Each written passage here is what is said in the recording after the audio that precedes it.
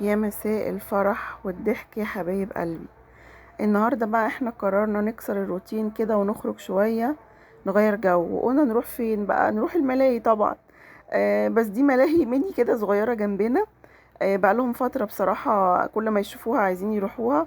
فقلنا بقى خلاص بقى، ما باليد حيلة، يلا بينا بقى. قلنا يلا نخليهم يطلعوا بقى طاقتهم في اللعب ده، بدل ما هم بصراحة مصدعيننا ولعب على التليفونات يعني. الدنيا صعبة بصراحة، لازم يطلعوا فعلا يغيروا جو. شايفين طبعا، شايفين المرجحة، المركب اللي هناك دي يا جماعة، أنا على فكرة يعني أنا بحبها جدا من وأنا صغيرة. كلنا فاكرينها لما كنا بنركبها كده زمان، يعني اللي كانت بتبقى قدام المدرسة واللي كانت بتبقى في الشارع عندنا. لا بصراحة جميل. وطبعا بصوا النطاطة، هم اتهدوا يا جماعة النهاردة بجد يعني. اليوم ده كان صعب جدا. أنا عاجبني قوي القطر بتاع الأطفال ده. انا كنت قاعده بصوره فرحانه بالاطفال الصغيره اللي هم الصغننين دول، ويعني ويعيطوا بقى، انتوا فاهمين، ويصوتوا وهم قبل ما بيركبوا بيعيطوا اصلا، وهم راكبين برضو بيعيطوا. يعني بصراحه ما كانوش سايبين حاجه. معلش بقى اعذروني على صوتي، لان دور احتقان بقى، فكله يخلي باله يا جماعه على احتقانه. شايفين بقى المراجيح الانبوله اللي هناك دي، هم ركبوها يعني بصراحه يتدوخ. يعني انا كنت قاعده دايخلهم بصراحه يعني. جميلة الملاهي والله، هي طاقة جميلة بصراحة، هي عقدة الطفولة لكل ناس كبيرة يعني أنا عن نفسي بحب أروح الملاهي بصراحة. بحب أركب المراجيح كمان يعني واحد ما ينكرش إن هو من هواة المراجيح. بس أنا كان عاجبني المركب قوي اللي هناك دي، كانت جميلة جدا يعني. كان في ولد صغنن راكب في المرجحة دي صراحة جميلة. بصوا بقى، يعني أنا عايزة أقول لك بقى إن هم قالوا إيه. النطاطة، بصوا يا جماعة، أنا تعبت لهم بصراحة، تعبت لهم من كتر النط بصراحة. وكنت بدعي لهم ان هم لما يرجعوا كده ما يتقلبوش عليا بقى من كتر التنطيط اللي هم فيه. بس هم كانوا مبسوطين وبيضحكوا من قلبهم يعني. المرجحه دي بقى، انا يعني بص الولاد اللي راكبينها، انا طبعا ولا يجي لي قلب ولا انا ولا ولادي بصراحه، احنا جبنه جدا يعني. انا قعدت بالظبط، انا قعدت اصورهم. هم كانوا بيصوتوا طول ما هم راكبين يعني هم ما اعرفش، طب انتوا راكبين ليه يا جماعه؟ لما انتوا اصلا قاعدين تصوتوا في المرجحه، راكبين ليه يعني؟ وكانوا صغيرين على فكره دول، يعني مش كبار دول يعني.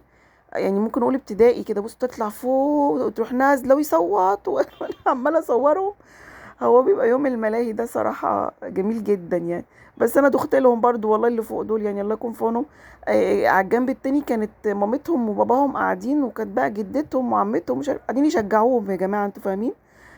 بيسقفوا لهم وبيشجعوهم يعني.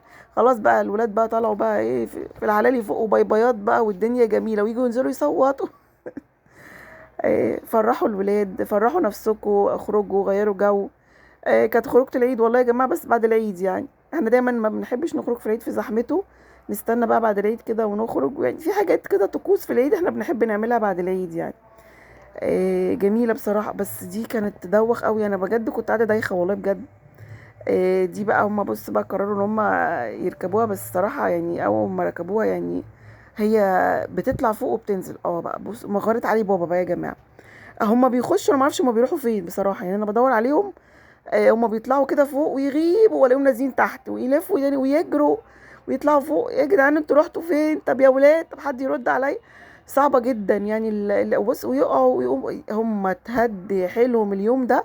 هم جم ناموا اتقتلوا يعني صراحة من كتر ما لعبوا.